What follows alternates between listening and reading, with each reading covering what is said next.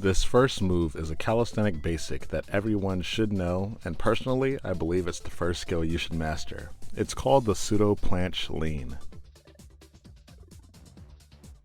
Key points for this exercise include having your hands turned slightly outwards to alleviate any wrist pain, while also maintaining a depressed and protracted scapula. You keep straight arms and apply full body tension to the working muscles. Leaning forward means the exercise will become increasingly more difficult, so you practice this with a wall, block, or something in front of you to manage how far you're leaning. Another great way to train this exercise is by using elevation.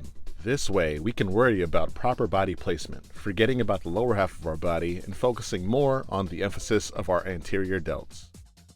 Next up, we have the frog stand. Whether you call this the frog or the crow, it is your introduction into hand balancing, and do not underestimate how challenging of an exercise this can be. The best way to train the frog pose is to use elevation. We're going to be nestling our knees in between our elbows. I'm sure you're surprised how great elevation is working in favor for us when we're training these movements. If you train it like this, you should get it in no time. But if you need more help, the next thing I'm going to offer you is alternating leg lifts. Look at the way I'm alternating while maintaining the frog stand pose. This slight transition is going to build endurance and strength in my wrist and proper muscles. Following up, we have the L-sit, which is a full body exercise. Get ready for this.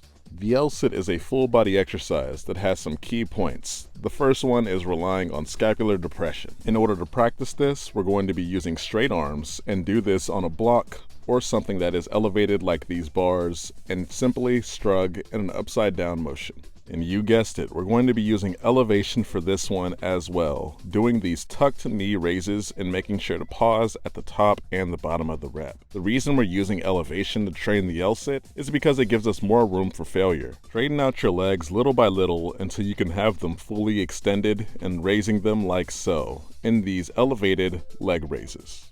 You've also probably noticed that you need to be able to push down and raise your hips back in an L-sit. This move does require a heavy amount of core compression, and this is one of the best exercises to train that.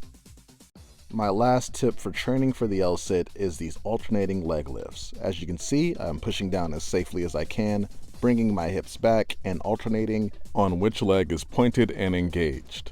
Coming up next, one of my favorite skills that I'd like to introduce to you is the elbow lever. Key points for this exercise. Most people will have a healthier time with their hands turned outwards or completely upside down. You want to nestle your elbows into your abdominals. Do this as safely as you can while engaging your core. Beginners will see progress if they lean into their hands with straddled legs, gently lifting their feet off the ground and trying to maintain that neutral position.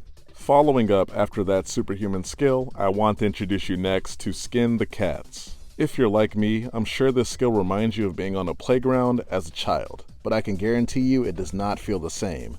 This is actually a brutal movement.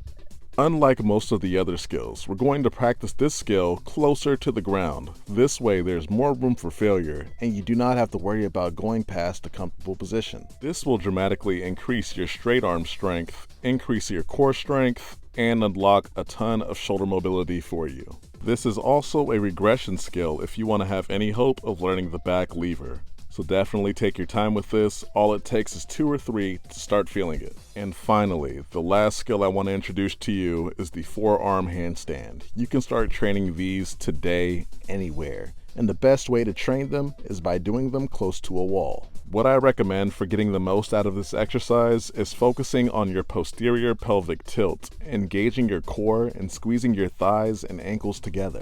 If you can do that no problem, I want you to move one leg away and gently push off with your other leg, balancing and engaging your core for the later handstand practice. These skills are all beginner level, but that does not mean you'll get them on day 1. If you need any help, please check out my workout plans and online coaching.